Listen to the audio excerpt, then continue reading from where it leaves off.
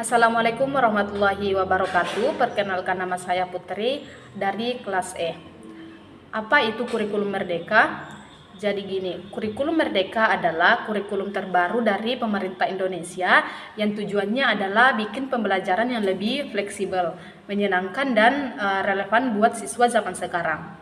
Tujuannya adalah biar pembelajaran itu lebih berfokus kepada ke siswa dan guru punya ruang buat berinovasi.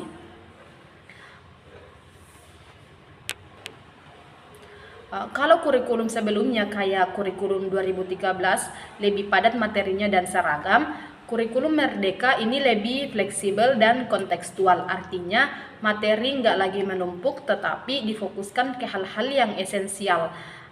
Dan guru bebas menyesuaikan pembelajaran sesuai dengan kebutuhan siswa. Di sini ada 3 prinsip utama yang menjadi jiwa dalam kurikulum merdeka. Yang pertama itu adalah pembelajaran berbasis konsep kompetensi, fokusnya pada bukan cuma beberapa banyak yang diajarkan, tetapi apa yang benar-benar dikuasai siswa. Yang kedua itu fleksibilitas guru. Di sini guru punya kendali untuk menyesuaikan strategi belajar, memilih modul ajar dan menyesuaikan dengan konteks lokal atau karakter muridnya. Dan yang ketiga itu menguatkan karakter lewat profil belajar Pancasila. Pendidik nggak cuma soal nilai akademik, tetapi juga membantu karakter dari nilai-nilai luhur bangsanya. Selain itu, pembelajaran dalam kurikulum merdeka juga banyak melibatkan project based learning alias belajar lewat produk nyata. Biar siswa nggak cuma paham teori, tetapi juga bisa praktek dan kolaborasi. Nah, sekarang kita bahas komponen utama dalam kurikulum merdeka.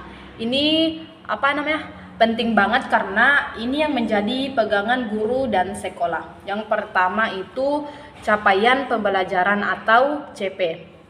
Capaian pembelajaran adalah kompetensi yang harus dikuasai siswa dalam setiap fase belajar, bukan per tahun lagi. Misal yang fase A kelas 1 2 SD, fase B kelas 3 4 SD, yang fase C itu kelas 5 6 SD dan seterusnya.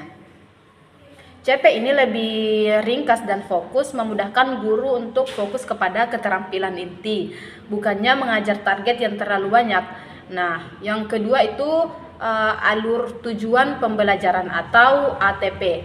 Kalau CP itu target akhirnya, tetapi kalau ATP itu peta jalannya.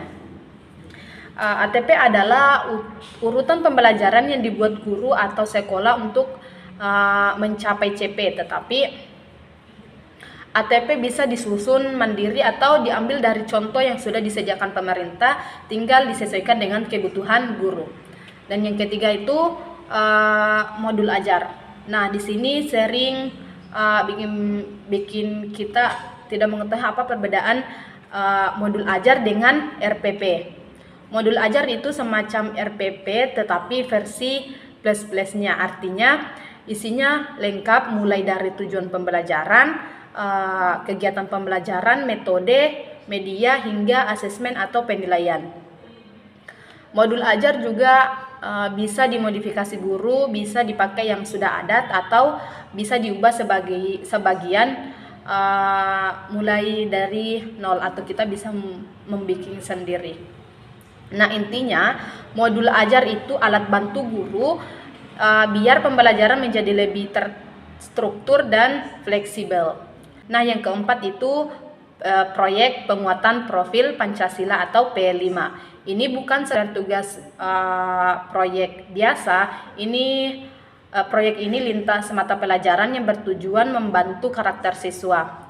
Di sini ada 6 dimensi P5, yaitu yang pertama beriman dan bertakwa kepada Tuhan Yang Maha Esa, berinekaan global, gotong royong, mandiri, berpikir kritis dan kreatif. Contohnya, proyeknya bisa tentang menjaga lingkungan, budaya lokal, dan toleransi antar argumen, antar agama, atau bahkan wirausaha kecil-kecilan. Proyek ini bikin siswa belajar banyak hal dari pengalaman nyata. Jadi, kurikulum Merdeka itu bukan soal cuma ganti nama atau ganti sistem. Ini soal cara baru melihat pendidikan. Bahkan setiap siswa itu unik dan guru perlu ruang untuk menyesuaikan pendekatan pembelajaran yang terbaik. Dengan adanya capaian pembelajaran ATP, modul ajar, dan proyek P5 ini, kurikulum Merdeka hadir untuk menjadi pendidik lebih bermakna, relevan, dan membangun karakter siswa. Dan semoga adanya kurikulum Merdeka ini bukan cuma menjadi aturan, tetapi menjadi alat bantu untuk menciptakan pembelajaran yang lebih aktif dan lebih hidup di dalam suatu pembelajaran di dalam kelas. Mungkin itu saja yang bisa saya sampaikan. Mohon dan lebihnya mohon dimaafkan. Assalamualaikum warahmatullahi wabarakatuh.